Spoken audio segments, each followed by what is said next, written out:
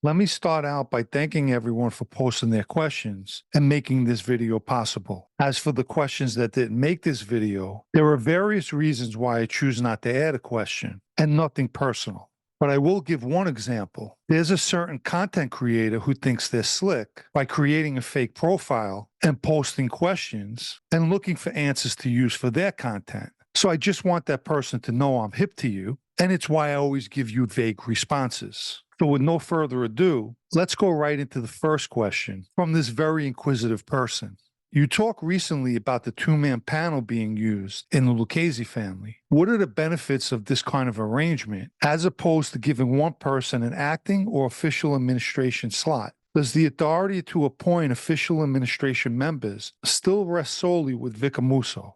The answer is simple. In any position, whether in the legal world or the criminal one, two heads or minds are always better than one. As far as appointing positions, Vic picks his acting boss, as was the case with the last transition in the family. Vic approved Brooklyn people to make up that new administration. And other than the acting boss position, Vic is basically uninvolved, but obviously notified as to the other positions. Do any of the families have black associates? I would assume so. The only black associates I ever met was members of the Bloods in New Jersey. When the Coyanesi took Palermo, what happened to the soldiers and capos of the losing side? Many members of the losing side were killed, but the ones who survived returned to their former families that now had new bosses appointed by the Coyanesi. Does the American Mafia conduct business with the Yakuza or Chinese triads?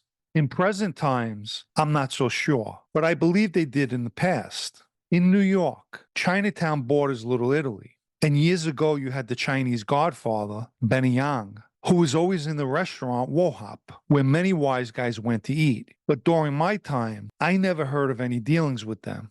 When you were in a cigar lounge, did you guys talk openly about rackets and other mob business, or was there a fear that the place was bugged? We would speak in there about nothing too serious. And if we needed to discuss anything important, we go for a walk. But you should always assume that a place you frequent is wired for sound. When the Tanga outlets came to Long Island in 1993, which family, in your opinion, dominated the construction then? The Tanga outlets are in Deer Park, Long Island, and when they were being built, I was in prison. So I'm not sure who was involved in that project, but you could believe that money was made, even just for the concrete that was used. Was Peter Bartolomeo around another family before his association with you and the Lucchese's? Given the amount of time he did, was he ever a candidate for membership?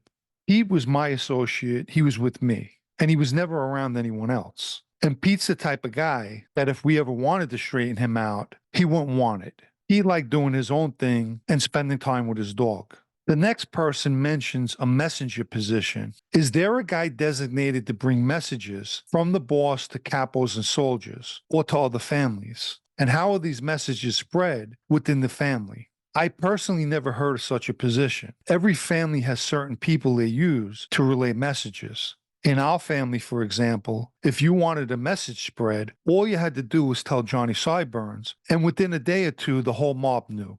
Here's a good question. The rules of that life, such as loyalty, secrecy, respect, and how to conduct yourself, were all based on a way of keeping very tough and potentially dangerous people in line and under control. With the move to induct legitimate guys, do you think that there'll be a big double standard where people who earn less will be stuck with the rules, while the bigger legit earners will be able to flaunt them?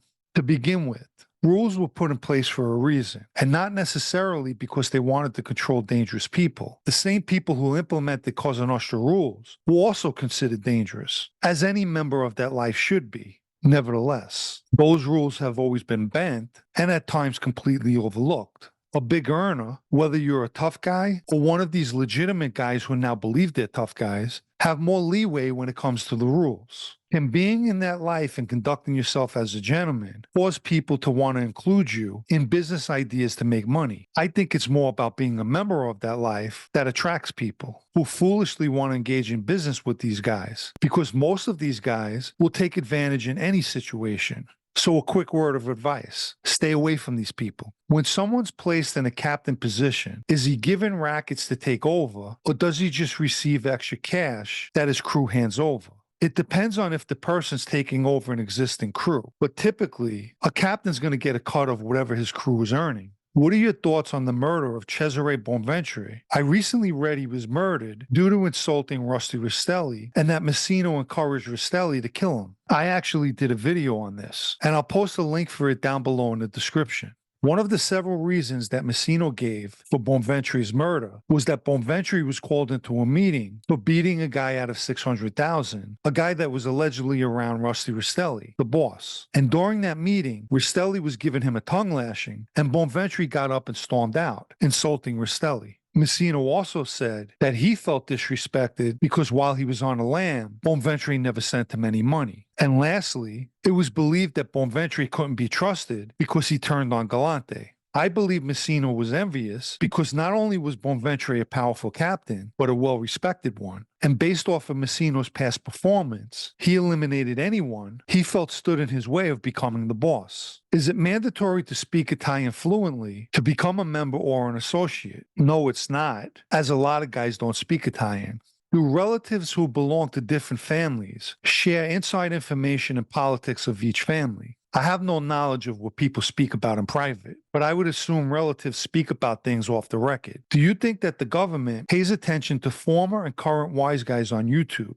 They absolutely are paying attention. Most of us are no longer part of that life. And I can't believe the words I'm about to say, but anyone still in that life that's on YouTube talking is obviously of major interest to law enforcement. Let me quickly mention the super thanks icon found in the 3-dot dropdown beneath this video for anyone who'd like to show appreciation for videos such as this. In the past, hits took place inside of cars. If the cars were personal ones, how will they clean the forensic evidence? Typically, a stolen car was used, or a victim would be placed in their own car, like Roy DeMeo, for example. If for some reason a personal car was used, interior or a trunk liner would naturally be replaced. Or in some instances, the car would be burned or crushed altogether. Forensic technology is so far advanced today that killing someone in a car and trying to cover it up would be virtually impossible. And for the final question, have you found that researching and writing is therapeutic for dealing with stress? I've always said writing for me is therapeutic and is a form of keeping busy, although researching at times can be stressful, but rewarding at the same time. When I go back and read my prison journals, there were so many thoughts that were captured. We don't realize how much our minds are thinking. Unfortunately, some people just don't think at all, nor have minds of their own for that matter. I recommend that people should, at the very least, keep a journal and write what's on their mind every once in a while. According to a psychology expert, staying busy releases endorphins and helps reprogram your mind by distracting yourself from negative thoughts and replacing them with positivity through your actions.